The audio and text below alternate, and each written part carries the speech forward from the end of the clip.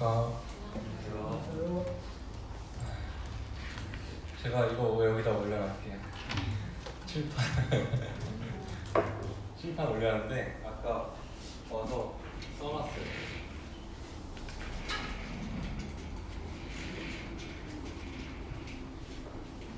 보이시죠?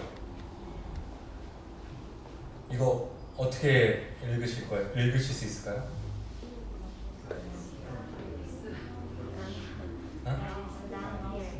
그죠? 우리 믿는 그리스도인들은 God is now here. 띄어쓰기를 이렇게 God is now here 이렇게 하면 주님께서 하나님께서 저희와 함께 계신다, 여기 계신다. 근데 믿지 않는 사람들이 보면 God is nowhere, 하나님은 어디에도 계시지 않는다, 이렇게 생각을 한다고 합니다. 이 띄어쓰기 하나에 따라 하나님이 여기 계시다는 그런 소망의 삶과 여기 계시지 않다는 그런 절망의 삶으로 나눠지는 것 같습니다. 저희 아들이 요즘 꽂혀있는 문장이 있어요. God is with me. God is with me. 나와 함께 계신다. 맨날 이제 조금 자기 무섭거나 엄마한테 혼날 것 같으면 그 말을 이렇게 큰 소리로 하면서 하나님이 자기를 보호해 주신다고 생각을 하는데 참 감사됩니다. 사실 긴장돼서 한번 써봤어요. 올해 들어서 벌써 3번째 단에 올라오는데요. 이전에는 없던 이렇게 카메라가 방송을 하고 있다고 생각을 하니까 이렇게 긴장이 되는지 좀 어색하고 이렇게 긴장이 되는 것 같습니다. 세상 매주일 이렇게 방송되는데 카메라 앞에서 말씀 전하시는 형제님들 존경스럽다, 이런 생각이 듭니다. 사실 저는 아직 믿음의 분량이 너무도 부족해서 제가 이렇게 자주 저보다 앞선 형제 자매님들 앞에서 주님의 말씀을 통해서 무언가를 전해야 전화로 이렇게 올라오는 것 자체가 굉장히 송구스럽고 부담이 됩니다.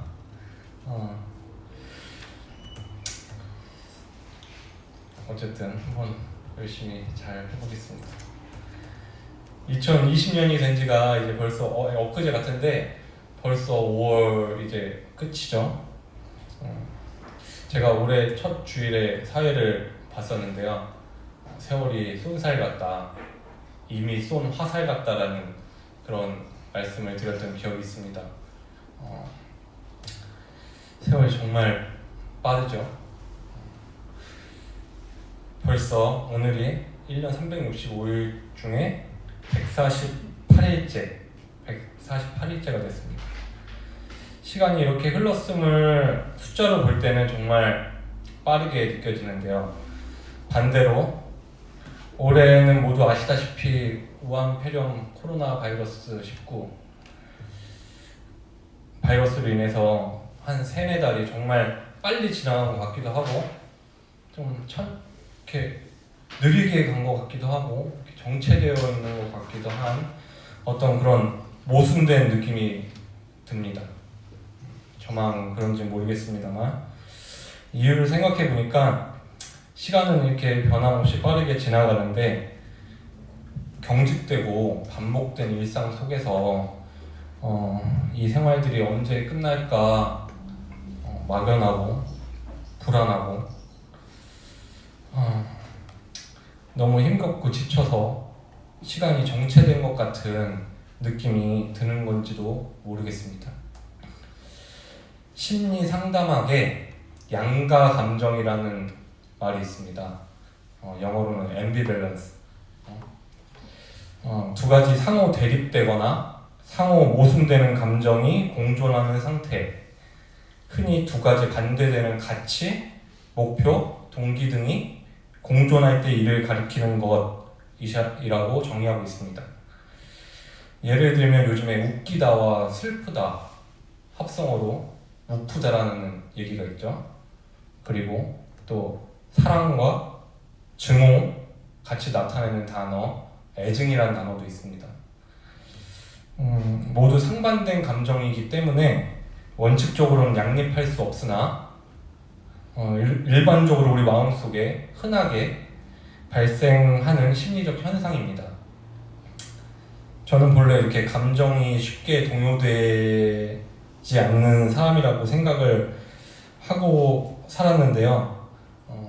저 어릴 때 친구들은 그래서 저 별명을 내가 얘기한 적 있는지 모르겠지만 로봇이라고 부릅니다. 로봇같이 감정이 없다. 예전에 그랬어요. 묻지도 않고 가만히. 그런데 이런 저에게도 육체적으로나 감정적으로나 이번 이 코로나 바이러스는 굉장히 큰 타격을 입혔습니다. 육체적으로 심적으로 연약한 성도님들은 어떠하실까 생각을 해보면 정말 더 큰 기도가 필요하다 이렇게 생각이 듭니다. 이번 말씀 간증을 준비하면서 유독 더 힘이 들었는데요.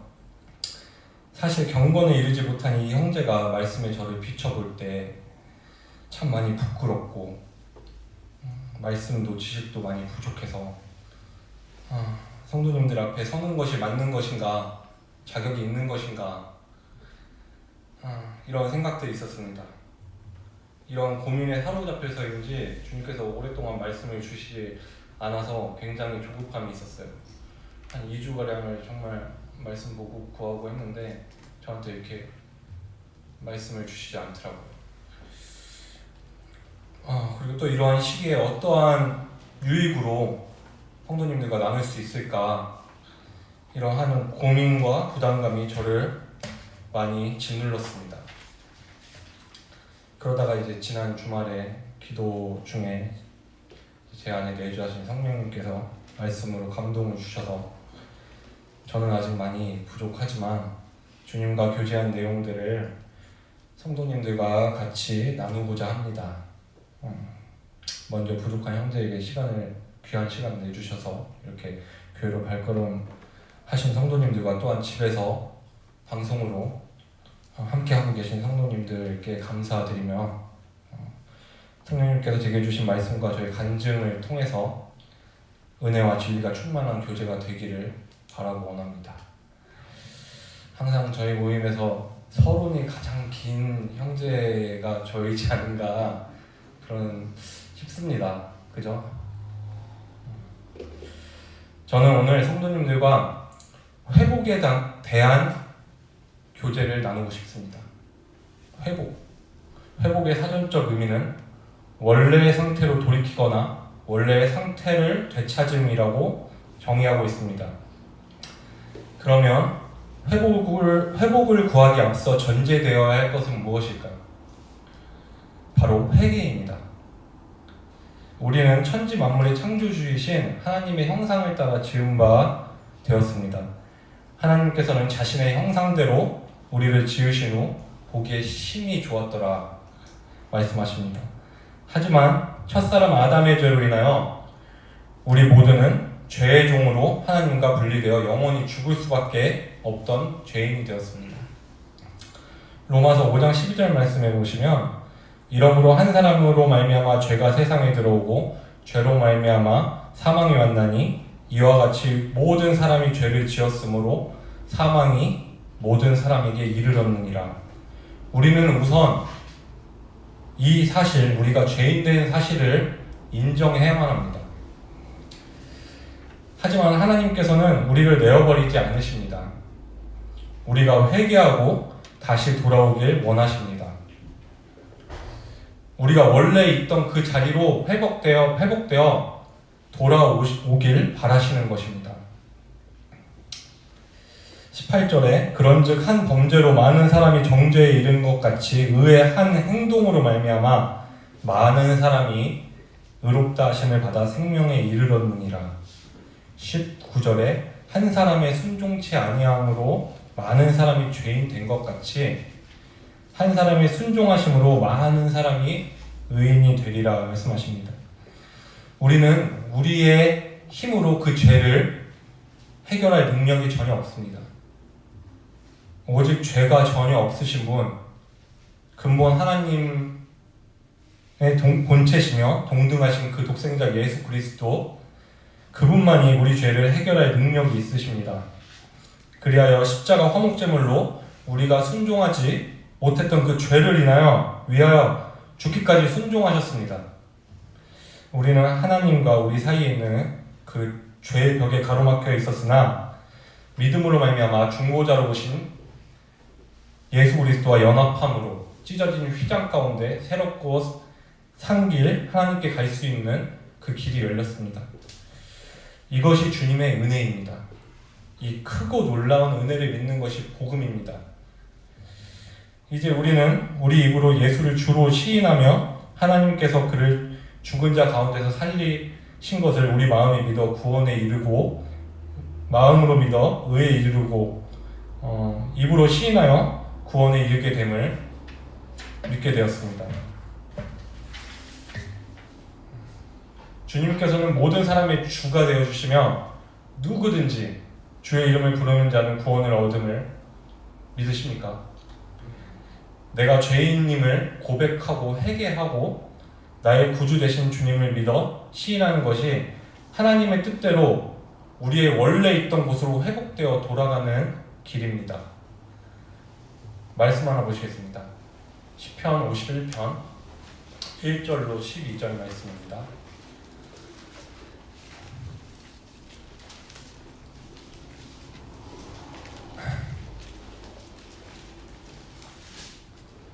제가 읽겠습니다. 1절. 하나님이여, 주의 인자를 쫓아 나를 긍휼히 여기시며 주의 많은 자비를 쫓아 내 죄가를 도말하소서. 나의 죄악을 말갛게 씻기시며 나의 죄를 깨끗이 제하소서. 대저 나는 내 죄가를 아오니 내 죄가 항상 내 앞에 있나이다. 내가 주께만 범죄하여 주의 목전에서 악을 행하였사오니 주께서 말씀하실 때 의로우시다 하고 판단하실 때 순전하시다 하리이다. 내가 죄악 중에 출생하였으며 모친이 죄 중에 나를 잉태하였나이다. 중심의 진실함을 주께서 원하시오니 내 속의 지혜를 알게 하시리이다. 우슬초로 나를 정결케 하소서. 내가 정하리이다. 나를 씻기소서. 내가 눈보다 희리이다. 나로 즐겁고 기쁜 소리를 듣게 하사 주께서 꺾으신 뼈로 즐거워하게 하소서. 주의 얼굴을 내 죄에서 돌이키고 내 모든 죄악을 도말하소서. 하나님이여, 내 속에 정한 마음을 창조하시고 내 안에 정직한 영을 새롭게 하소서. 나를 주 앞에서 쫓아내지 마시며 주의 성신을 내게서 거두지 마소서. 주의 구원의 즐거움을 내게 회복시키시고 자원하는 심령을 주사 나를 붙드소서. 이 시는 다윗이 쓴 참회시 중에 하나입니다. 사무엘하 11장과 12장에 나오는 이야기와 연결이 되어 있는데요. 다윗이 자기 부하 햇사람 우리아의 아내 바스바를 취하고 아이를 잉태했습니다. 그 사실을 숨기고자 우리아를 전쟁터에서 급히 불러들여 자기 아내 바세바와 동침하게 하여 자기로 인한 아이임을 숨기려 합니다. 하지만 충심이 강한 군인이었던 우리아는 자기 전우들이 모두 전쟁터에서 싸우고 있는 도중에 자기만 집에 돌아가 먹고 마시며 아내와 동침하는 호사를 누릴 수 없다고 합니다. 결국 다윗의 관계대로 일이 이루어지지 않자 결국 우리아를 전쟁 중에 험한 곳으로 몰아넣고 죽게 합니다. 그로 인해 다윗의 신복 중 몇 사람도 죽게 되고 우리아도 같이 죽게 됩니다. 결국 바세바를 궁으로 데려오고 그 다윗의 처가 되어 아들을 낳으니 다윗의 소위가 여호와 보시기에 악하였더라 기록되어 있습니다. 그리하여 여호와께서는 나단이라는 선지자를 다윗에게 보내 그 잘못을 책망하였고 그때 다윗은 회개하고 주님께 회복을 구했습니다. 다윗은 어떤 사람이었습니까? 하나님께서는 다윗에 대하여 이 사람은 내 마음에 합한 사람이라 내 뜻을 다 이루게 하리라 말씀하셨습니다. 다윗의 또 다른 일화를 보더라도 그의 생애는 많은 죄악들을 행했음을 보게 됩니다. 사무엘하 24장과 역대상 21장에 나오는 내용을 보더라도 다윗은 그의 왕국이 번성할 때 교만함으로 인해 인구조사를 시행하여 엄청난 대가를 치렀습니다.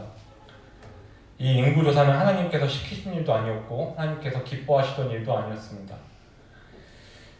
하나님이 이 일을 괘씸히 여기사 이스라엘을 치심해 더불어 하나님께서는 이스라엘의 사흘간 온역을 내리심에 이스라엘 백성 중 죽은 자가 7만이었더라 말씀하십니다. 다윗은 정말 하나님 마음에 합하는 사람이었을까요? 하나님의 다윗에 대한 최종적인 평가는 하나님 마음에 합한 사람이었다 말씀하십니다. 어떻게 다윗은 이런 평가를 받을 수 있었을까요? 다윗은 회개를 통해 하나님의 긍휼을 구하며 돌이키는 태도를 가지고 있었습니다. 하나님께서 기회를 주실 때 즉각적으로 엎드려 자신의 잘못을 뉘우치고 회개하던 사람이었습니다. 선지자 나단의 책망을 받고 하나님께 바로 자신의 죄를 회개하였으며 인구조사 후에는 그 마음에 자책하고 여호와께 아뢰되 내가 이 일을 행함으로 큰 죄를 범하였나이다. 여호와여 이제 간구하옵나이다. 종의 죄를 사하여 주옵소서. 내가 신이 미련하게 행하였나이다. 고백하며 회개합니다. 뒷부분에 나오는 내용인데 간단히 덧붙이자면 이스라엘을 멸하러 여호와께서 하나님의 사자를 보내십니다. 그리고 이제 회개하고 나서 그 사자를 멈추게 하셨는데 그 사자가 여부스 사람 오르난의 타작마당에 섰습니다. 그래서 여호와의 사자는 선견자 갓을 통해 그 타작마당에 단을 쌓으라 다윗에게 명령하는데 다윗은 곧장 오르난에게 갑니다. 그때 오르난은 다윗 왕을 보고 왕이 왔잖아요. 자기 집으로 오니까 당연히 왕이니까 당연히 엎드려 얼굴을 땅에 대고 절합니다. 다윗은 오르난에게 여기 타작하는 곳을 내가 사서 여호와를 위해 한 단을 쌓아 온역이 백성 중에 그치게 해야겠다 말합니다. 그때 다윗이 그렇게 말하니까 당연히 오르난은 왕이 원하는 대로 다 하십시오. 다 가져가십시오. 다 드리겠습니다 말합니다. 그때 다윗은 그래 내가 왕이니까 내가 네 것을 가져다가 하나님께 드려야겠다 이렇게 생각을 했나요? 아닙니다. 그렇지 않다.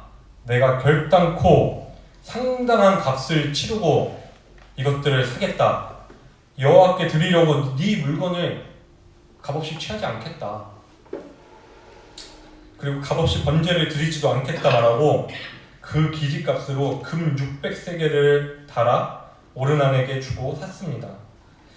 그리하여 거기에 단을 쌓고 번제와 화목제를 드렸을 때 하나님께서는 번제단 위에 불을 내려 응답하시고 사자를 명하셔서 그 칼을 칼집에 꽂게 하셨습니다. 이처럼 다윗은 언제나 하나님께서 말씀하실 때 겸손히 자신을 낮추고 자신의 죄를 인정하고 회개하고 다시 돌아와 무릎 꿇었습니다. 그리고 하나님께서 응답하실 만한 합당한 용서를 구했다고 생각이 됩니다. 이것이 바로 다윗이 하나님의 마음에 합한 사람이었던 가장 큰 이유가 아닐까 생각이 됩니다. 시편 84편 10절 말씀에 보시면 주의 궁정에서 한 날이 다른 곳에서 천 날보다 나은즉 주의 궁정에서 하루가 다른 곳에서 천날보다 나은즉 악인의 장막에 거함보다 내 하나님 문지기로 있는 것이 좋사오니 이렇게 말합니다. 다윗은 이렇게 하나님 앞에 자신을 낮추고 그 긍휼하심을 구하며 살아가던 자였기 때문에 하나님 나라의 문지기로 있을지라도 악인의 장막보다 좋다고 고백함이 아닌가 생각이 됩니다. 저도 이 말씀 참 좋아하는데요. 주일날 어떤 성도님들은 저 형제는 왜 맨날 문지기처럼 문 앞에 서 있을까 생각하실지도 모르겠습니다. 특히 저희 모임에 이제 더하여진 지 얼마 안 된 청년 형제 자매님들도 그렇게 생각할지 모르겠고요.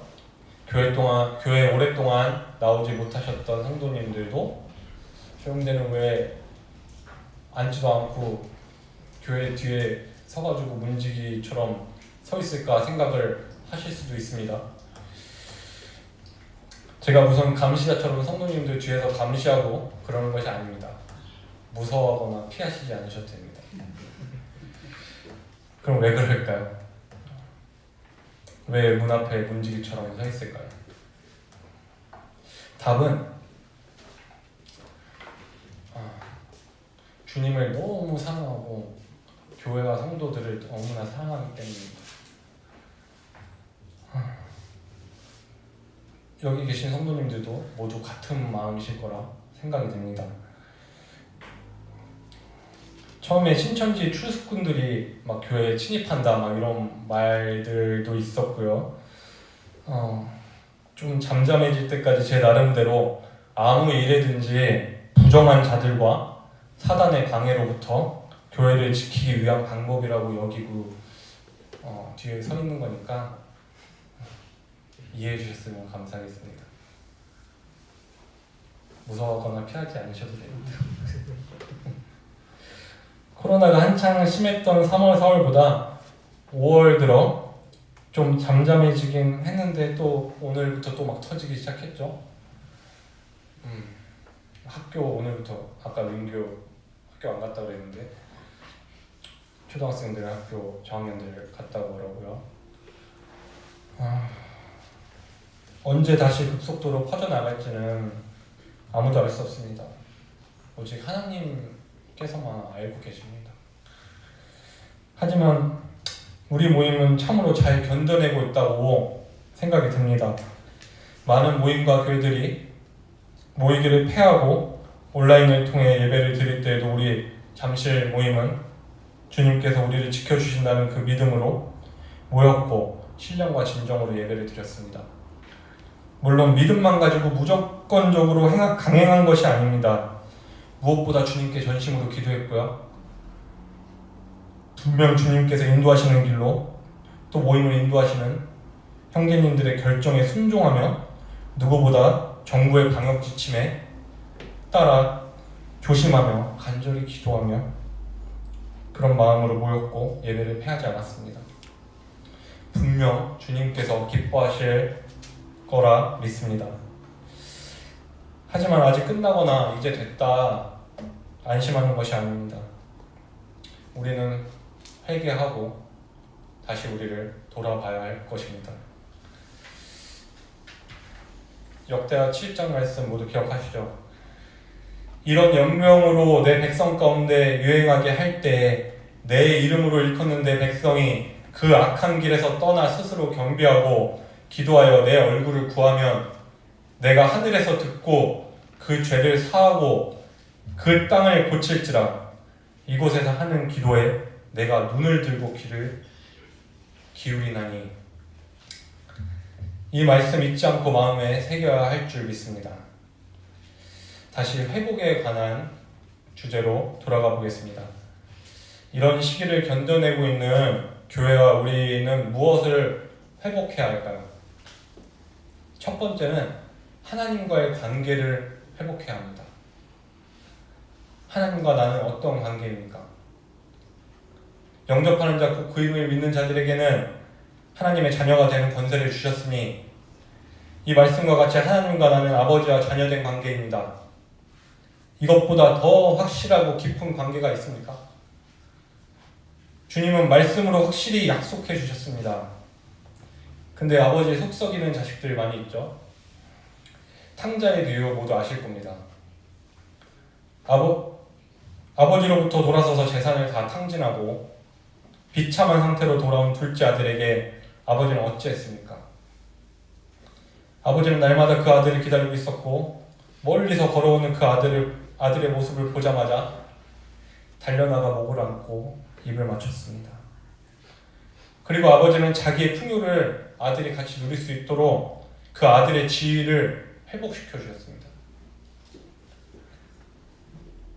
만약 하나님이 아닌 이 세상의 것들에 마음을 빼앗기고 자신의 욕심대로만 살고 있다면, 만약에 입으로만 아버지라 부르며 따른다 하여도 마음으로는 하나님을 멀리 떠나 계시다면 회개하시고 죄의 길에서 돌이켜 둘째 아들과 같이 마음을 다해 아버지께 돌아가야 할 것입니다.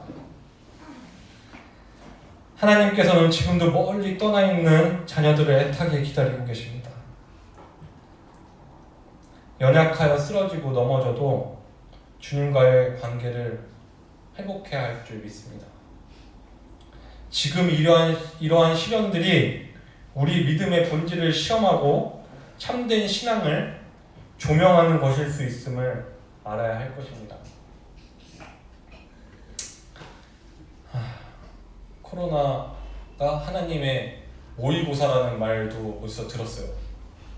모의고사는 그 다음에 뭐가 나오죠? 평가가 나와요. 평가.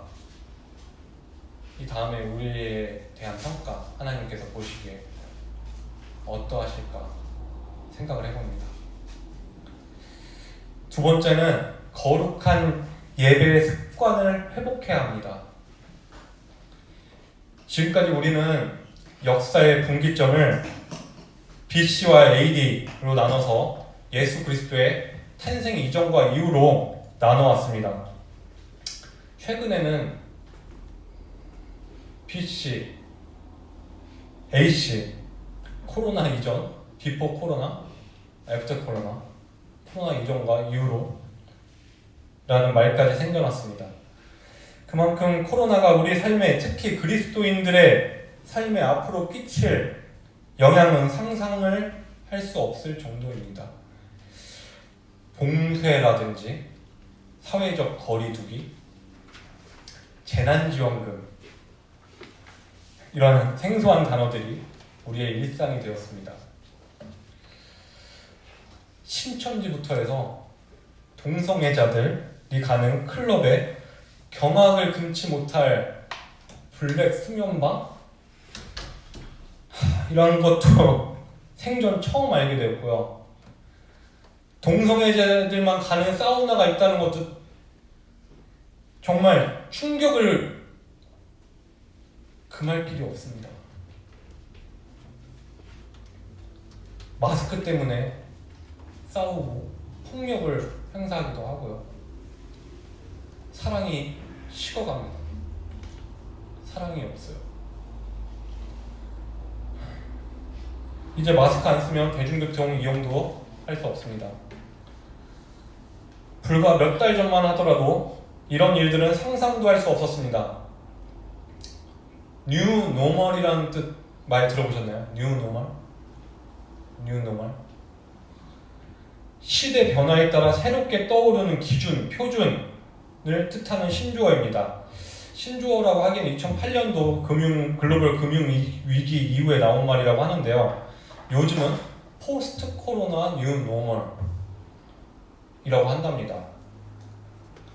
대표적인 현상으로는 접촉을 뜻하는 컨택트, 접촉하다. 컨택트에 부정을 뜻하는 on을 붙여서 uncontact, 이렇게 결합한 단어로 사람과의 접촉을 최소화해 비대면으로 상품이나 서비스를 거래하는 것을 의미합니다. 원격 근무, 재택 근무 이런 것도 포함되고요. 요즘은 배달시킬 때도 미리 카드 결제해서 비대면으로 음식 받는 것을 권하기도 합니다. 자동차 타이어도 정비소에 가지 않고 비대면으로 갈아주는 서비스가 나왔습니다.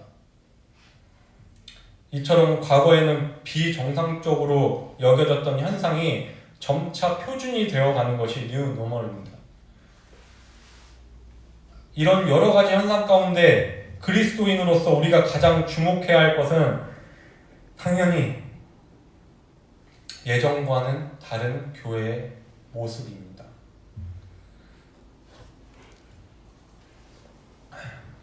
우리는 비록 모임을 폐하지 않았고 적은 인원이라도 모여 예배를 드려왔습니다. 참석하지 못한 분들을 위해 이렇게 인터넷으로 생중계를 하고 있기도 합니다. 저희 교회만 국한된 말을 하는 것이 아닙니다. 절대 오해 없으시길 바라겠습니다. 제가 드리는 말의 대상은 모든 교회와 그리스도인들을 포괄하는 것입니다. 이단인 신천지로 인해 처음에 정부에서 모든 교회에 모이지 말 것을 권고했으며 집합금지 명령을 내리기도 했습니다. 그로 인해 교회들은 자이건 타이건 온라인 예배를 드리기 시작했습니다. 제가 기사와 생활에서 접하기로 많은 교회들이 이로 인해 어려움이 많다고 합니다. 처음 한두 주는 교회를 탄압하는 것 같고 그리스도를 탄압하는 것 같고 화도 나고 교회에 가고 싶고 모임을 그리워하기도 하고 하다가 이러한 시간들이 계속 지속되자 제가 아까 서두에 얘기했잖아요. 이렇게 정체되어 있는 듯한 느낌이 든다고. 근데 이런 계속 지속되자 편안함을 느끼기 시작하는 것 같다. 굳이 시간을 내서 교회에 가지 않아도 되고 신경 써서 옷을 차려입지 않아도 되고 이것저것 신경 쓸 필요 없는 제약이 없는 인터넷 예배가 더 편하고 좋은 것이라는 생각들이 자리 잡히기 시작한 것 아니냐는 그런 우려들이 있습니다. 세상과 구별되어진 주님의 거룩한 자녀들이 교회에 같이 모여 드리는 예배와 찬양과 교제, 점점 그 거룩한 습관들을 잊어버리고 나쁜 습관들이 들고 있는 게 아닌가 하는 생각이 듭니다. 정상적이지 않은 것이 정상이 되어가고 있는 것 같아 참 무섭고 서글픕니다. 거룩한 예배가 회복되어야 할 줄 믿습니다. 예배는 드리는 것이지 보는 것이 아닙니다. 만찬상을 앞에 두고 피값으로 사신받은 주님의 몸된 교회 지체들이 믿음의 공동체 안에 신령과 진정으로 하나님을 기뻐하시는 예배와 감사를 드리는 이 거룩한 예배, 이것이 하나님께서 우리를 지으시고 예수 그리스도의 보혈로 우리를 구원하신 이유입니다. 코로나 상황이 심각할 때 우리도 모임을 잠시 중지해야 하지 않을까 각자 고민들 하실 때 한 형제님께서 자신을 혼자서라도 나와 떡과 잔을 앞에 두고 예배를 하시겠다 하시는 말씀을 들었습니다. 만약 그럴 상황이 오더라도 절대 혼자는 아닐 것입니다. 이 세상에 속한 사람들은 그리 할지라도 하나님 나라에 속한 우리는 달라야 합니다.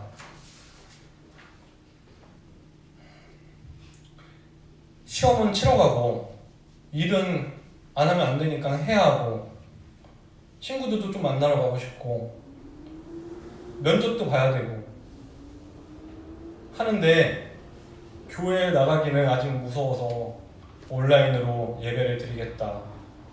좀 더 시간을 갖고 더 안전해지면 생각해 보겠다. 그 안전 도대체 어디서 찾으십니까? 진리의 말씀을 보시길 권합니다. 누가 나의 피난처 되시며 산성 방패 도움 되십니까? 말씀에 자세히 친절히 정확하게 수도 없이 나옵니다. 주님보다 세상의 삶이 먼저이고 주님보다 세상을 더 사랑하면 죽기까지 우리를 사랑하신 주님한테 너무 미안하지 않겠습니까? 썰렁한 교회에서 마스크로 입을 가리고 주님한테 감사로 예배를 드리는데 그 죄송함이 얼마나 크던지 이로 말할 수 없습니다. 많은 사람들이 이제는 예전처럼 교회 안에서 성도들이 웃고 떠들고 서로 모여서 사랑 안에서 즐거워하며 교제하고 신나하던 모습들을 볼 수 없을 거라고 말합니다. 하지만 우리 모임은 이겨낼 것이라고 저는 굳게 믿습니다. 다시 예전처럼 야외 예배도 나가고 푸른 잔디밭에 앉아서 소리 높여 주님을 찬양하고 예배하고 교제하며 뛰어놀 수 있을 거라 믿어 의심치 않습니다. 주님께서 잠실교회를 너무나 사랑하심으로 성령 충만한 예배와 교제로 회복시켜 주실 줄 믿습니다. 아멘이십니까? 세 번째로 기도의 습관, 말씀의 습관을 회복해야 합니다. 너무 많이 길어졌네. 괜찮나요?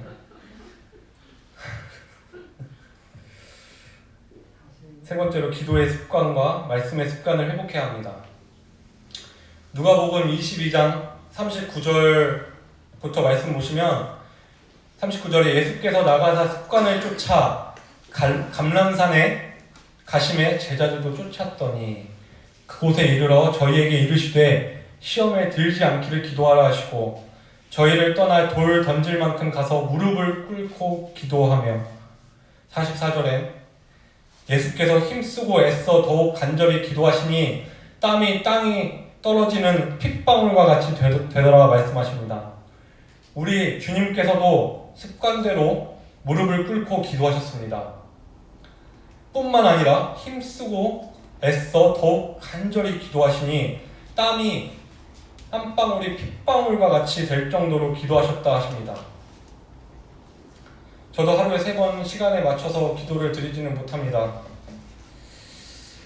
물론 피 흘리기까지 기도해 본 적도 없습니다. 하지만 기도하는 습관을 가지려고 노력합니다. 아침에 아이와 함께 기도로 하루를 시작합니다. 무조건요. 점심에도 한 번 습관대로 기도하고요. 그 이후엔 수시로 기도합니다. 제가 2월에 단에 올라왔을 때 주님께서 제 마음을 새롭게 정하셔 수요 집회에 꾸준히 참석하게 하길 원한다 말씀드렸습니다. 지금까지 단 한 주도 어긴 적이 없습니다. 사실 저에게도 한두 번 정도 길이 너무 막힌 거예요. 오늘도 1시간 35분 걸렸습니다. 길이 너무 막히고 너무 힘들어서 한두 번 정도 그냥 돌아갈까? 그런 마음이 들어온 적이 있었습니다. 그때 주님께서 제게 이런 마음을 주셨습니다. 늦게 도착하더라도 성도들과 함께 기도할 수는 있잖아. 교회와 성도들, 가족들을 위해 같이 합심하여 기도하는 성도님들이 거기 계시잖아. 저도 수요집회 어쩌다가 수요집회 이렇게 단에 올라올 때만 거진 수요집회 참석하고 하던 그런 형제였습니다.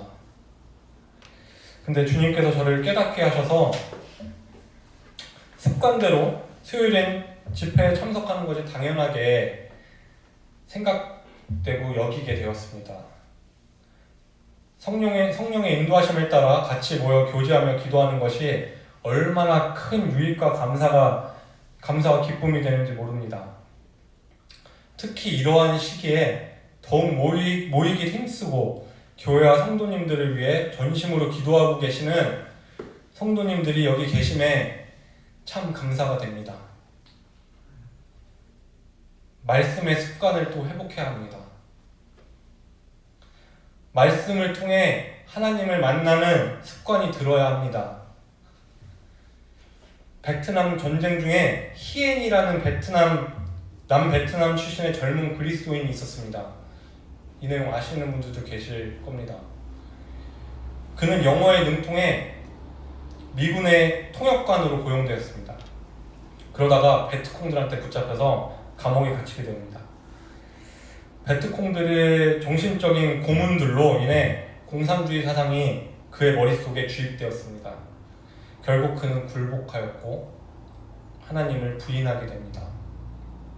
더 이상 기도도 하지 않게 됩니다.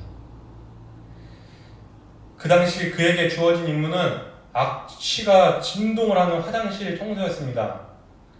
그런데 다음날 아침 쓰레기통에 비우다가 종이 조각을 발견하게 됩니다.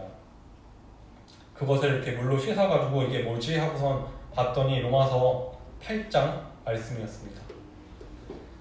그는 그것을 읽어 나갑니다. 우리가 알거니와 하나님을 사랑하는 자 곧 그의 뜻대로 부르심을 입은 자들에게는 모든 것이 합력하여 선을 이루느니라. 다른 어떤 피조물이라도 우리를 우리 주 그리스도 예수 안에 있는 하나님의 사랑에서 끊을 수 없으리라. 쭉 읽어갑니다. 그의 눈에서 눈물이 왈칵 쏟아집니다. 다음날 그는 상관을 찾아가 매일 악취가 나는 그 더럽고 그 냄새나는 화장실을 제가 청소하겠습니다. 저한테 그 임무를 맡겨주십시오. 요청합니다. 그 상관은 그래 네가 해. 이상하지만 당신이 하시오. 허락합니다. 사실 그 상관은 신약 성경을 갖고 있었는데 그 상관한테는 그게 쓸모가 없잖아요. 그거를 변을 닦는 휴지로 쓴 것입니다. 매일 희에는 그 베트남 그리스도인 형제는 그 휴지로 그 쓴 더러운 신약 성경 쪽지를 매일같이 회수해서 그 오물을 물로 씻어 몰래 방에 가져와서 다른 죄수들이 다 잠들고 나면 그 모기장 아래에 누워 성경 말씀을 읽었습니다. 결국 하나님께서는 사람으로서는 생각할 수 없는 방법으로 도우셔서 그 희엔을 탈출시키셨습니다. 태국으로. 그리고 사업가가 돼서 미국 캘리포니아에서 주님을 섬겼다 합니다. 지금은 돌아가셨을 수도 있고요. 이처럼 말씀을 사모하는 주님의 자녀들 되시길 간구합니다. 묵상이란 하나님의 말씀을 듣고 지켜 열매 맺기까지 우리의 생각을 하나님께 집중시키는 것이며, 묵상은 하나님의 말씀을 우리의 심령에 박히게 하여 우리를 십자가로 향하도록 돕는 일이다라는 말이 있습니다. 말씀에 가까이 할수록 우리의 생각과 경건은 깊어질 것입니다. 말씀에 가까이 할수록 넘어지고 쓰러져도 다시 일어설 힘을 얻을 수 있을 것입니다. 회복되어질 수 있습니다.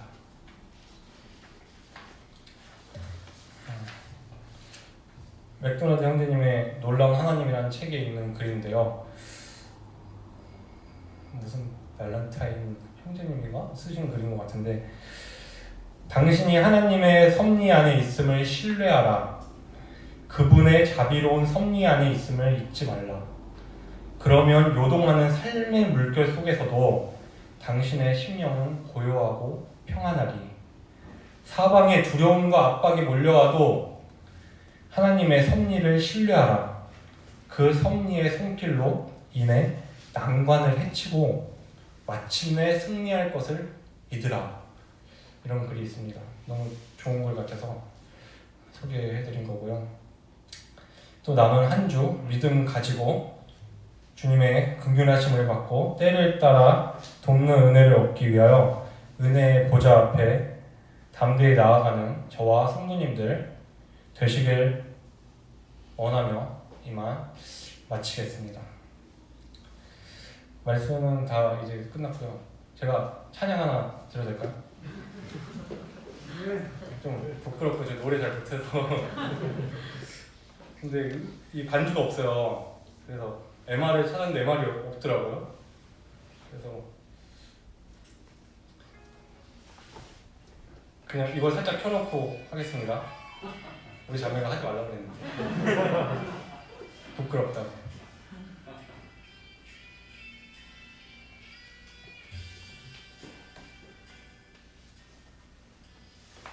속에 어려움이 있을 때, 마음속에 어려움이 있을 때, 마음속에 어려움이 있을 때 주님 내게 먼저 오사 내 마음을 만지고 주님 앞에 나올 수 없을 때 주님 앞에 나올 수 없을 때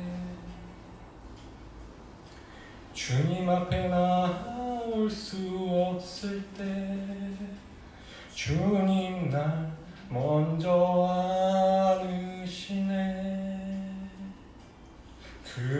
그럼에도 불구하고 날 사랑하시는 내 하나님의 사랑은 나의 모든 걸 덮고 그럼에도 불구하고 날 안아주시는 내 하나님을 부를 때 아버지라 부르죠.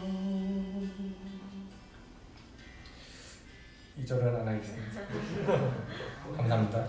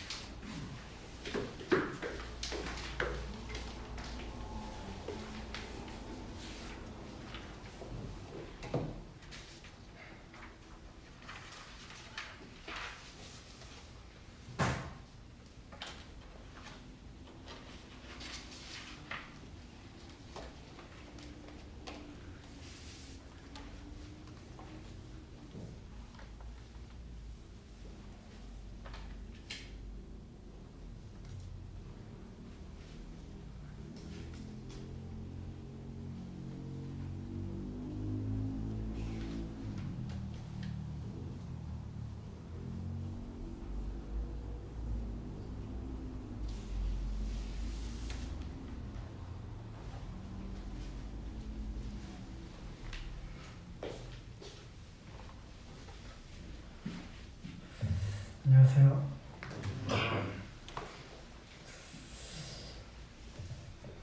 10분 정도 남았는데요.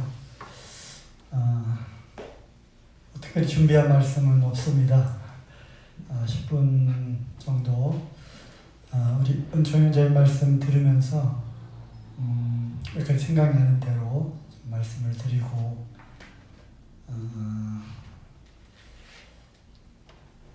이렇게 준비 없이 올라오면 안 되는데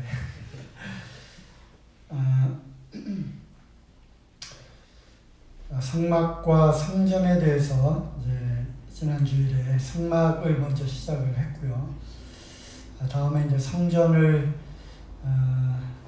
할 차례인데 주님이 갑자기 또 다른 주제의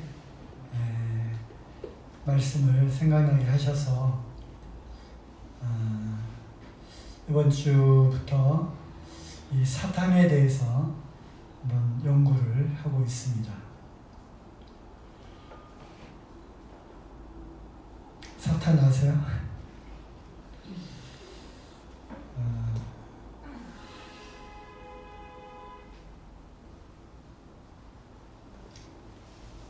인류 역사 6,000년 동안에 사단의 정체와 그 기원과 또 사단이 어떤 일들을 행하였으며 또 그 최후가 어떻게 되는 것인지를 기록한 책은 성경밖에는 없습니다.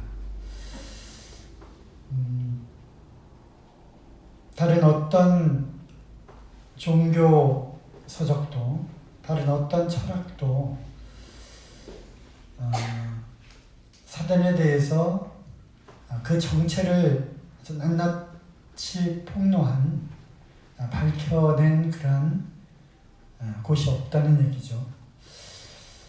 물론 성경의 그 말씀을 토대로 해서 여러 이제 이상한 전승들, 이상한 전설들, 신화 뭐 이런 식으로 해서 이야기식으로 여러 가지 비슷한 아류들이 나오긴 했지만 성경만큼 그렇게 밝혀낸 것은 없습니다. 그래서 더더욱 사단은 성경 말씀을 읽지 못하도록 하는 것 같아요. 왜냐하면 자기의 정체가 드러나니까. 또 인간들을 향한 자기의 목표와 계략이 낱낱이 드러나 있으니까. 그리고 자기가 하나님을 대적했지만 결국은 이기지 못하고 그 영영이 꺼지지 않는 지옥불로 가야 되는 운명이라는 것을 알고 있기 때문에 이런 것들을 읽게 하면 안 되는 것이죠. 그래서 우리가 성경을 보면 졸리고요. 또 보고 싶은 그런 생각이 들지 않도록 하고요. 요즘 세대는 더더욱 디지털 세대이고 또 영상의 그러한 시대이고 그것도 아주 빠른 속도로 이렇게 콘텐츠들이 되어 있지 않으면 또 다른 것으로 돌리는 또 그런 시대이다 보니까 굳이 짜작짜작 넘기는 이런 아날로그 형태의 어떤 서적 읽기를 싫게 만들고 습관으로 하지 못하도록 하는 것 같습니다. 요즘 아이들 책 거의 안 봅니다. 이것이 사단의 또 하나의 전략이죠. 그런 것들을 좀 생각을 해보면서 결국 인간 세상에 사단이 어떤 목적으로 어떤 계략을 갖고 사람들을 속이고 또 온갖 거짓 것들을 퍼뜨려 놓았는지 우리가 그런 것들을 이 말씀을 통해서 분명히 알아야 하는 것입니다. 그래야만 속지 않고요. 그래야만 이 어둠의 세상 주관자인 사단이 이 장악하고 있는 이 어둠의 세력들 안개와 같이 아무것도 보이지 않는 것처럼 하는 이러한 세상 가운데에서 우리는 빛을 발견하고 참된 것을 간파해내고 무엇이 거짓인지 또 사람들이 사단의 영에 의해서 어떠한 거짓을 자행하고 있는지를 우리는 알 수 있다고 하는 것입니다. 그렇지 않고 깨어있지 않고 이 성령과 또 빛된 이 말씀으로 조명을 하지 않고서는 우리는 그냥 하면서 세상 주관자들이 끄는 대로 끌려갈 수밖에 없는 것입니다. 그래서 이러한 것들을 요즘 또 소위 음모론과 함께 이런 것들을 같이 살펴보면 정말 사단의 계략은 무궁무진하다는 것을 또 우리가 알 수가 있습니다.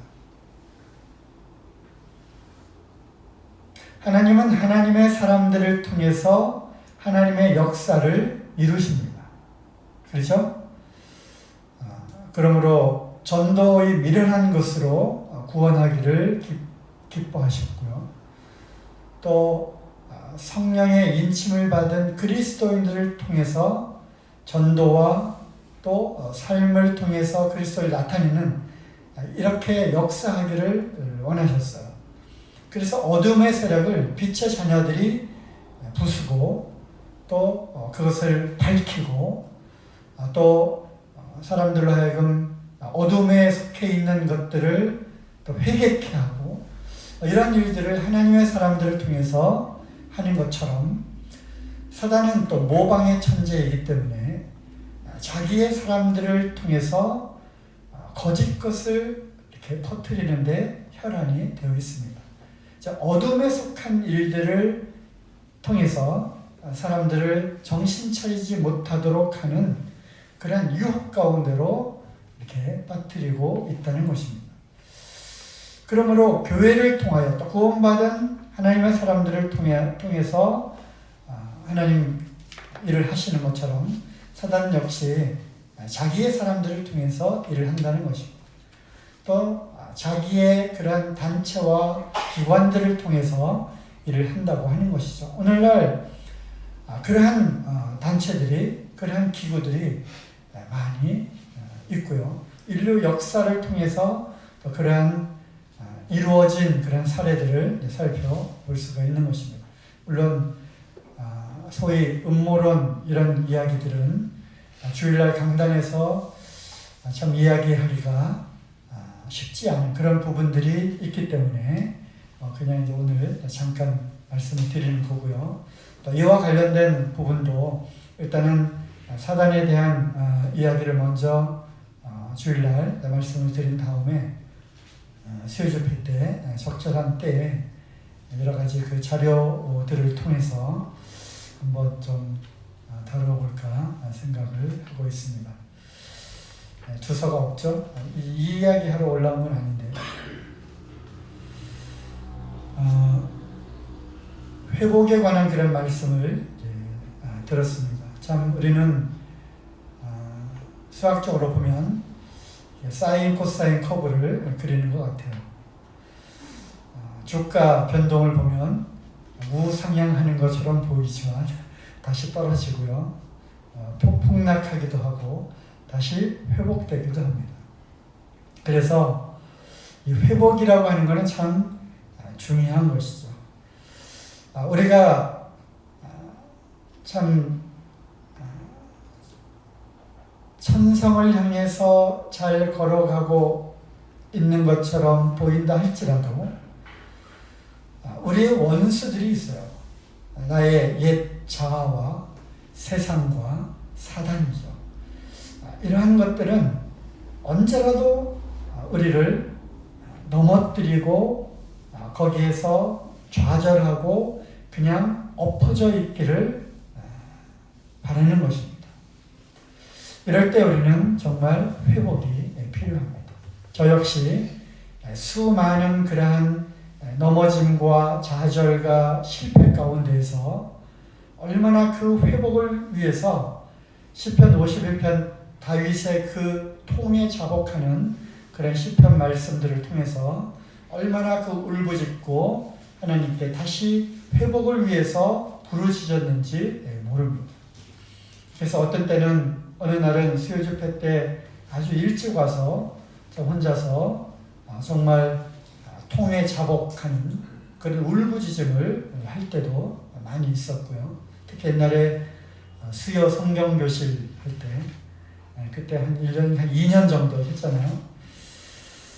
그때 이제 일찍 와서 말씀을 준비하기 전에 참 내가 이래도 되는 것인지, 내가 무슨 자격으로 하나님의 말씀을 가르치고 할 수 있단 말입니까 하면서 나를 넘어지게 했던 그러한 죄들을, 그러한 유혹들에 넘어졌던 그런 일들을 또 주님이 책망하시고 또 회복을 위해서 안간힘을 그런 썼던 적이 있습니다.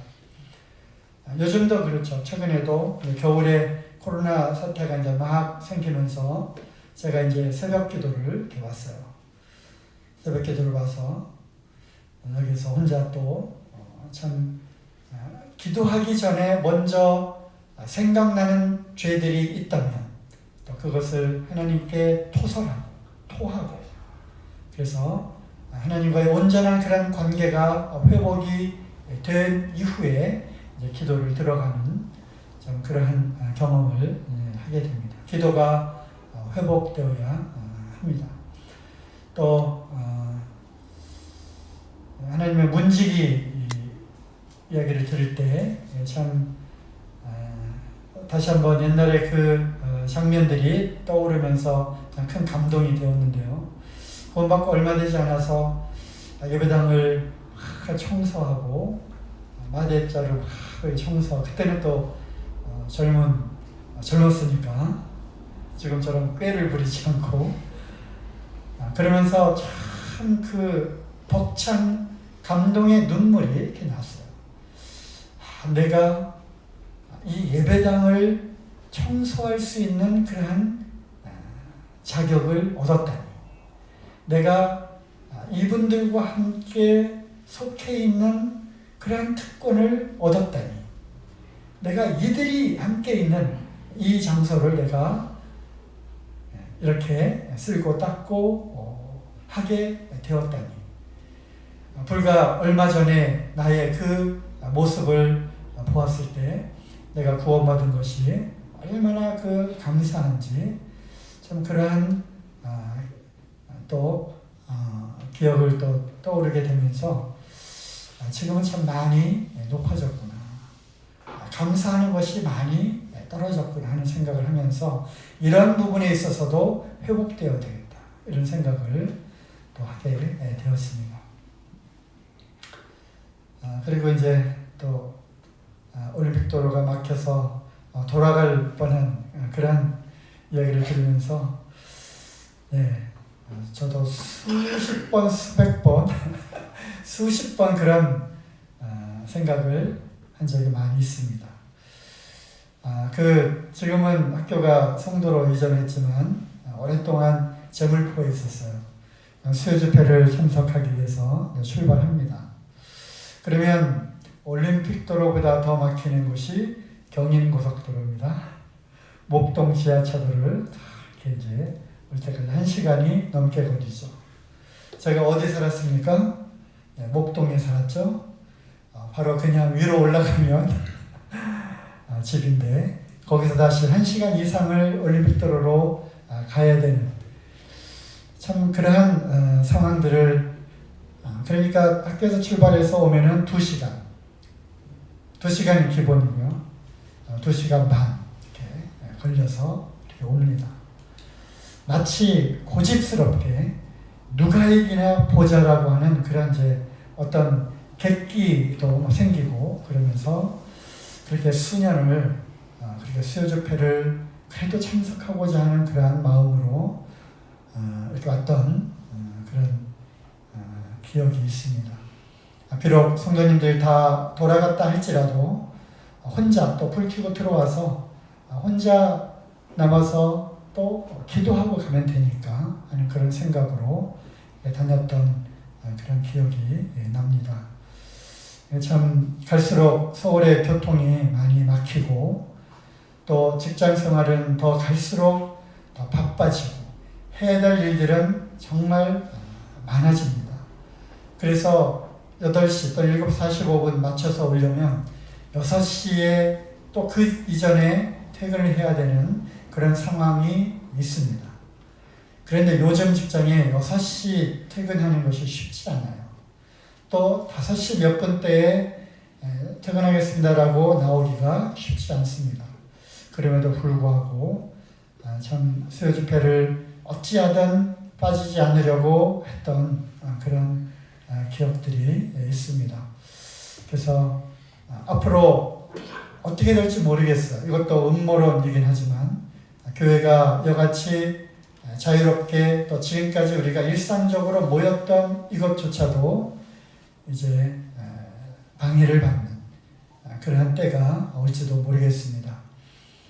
어찌됐든 모이기를 폐하지 않는 그런 어떤 자들의 습관처럼 우리가 모이기를 힘써 모임 그 자체가 중요한 것이 아니라 그렇게 하나님께 드리고자 하는 그런 마음을 하나님께서 보실 것입니다.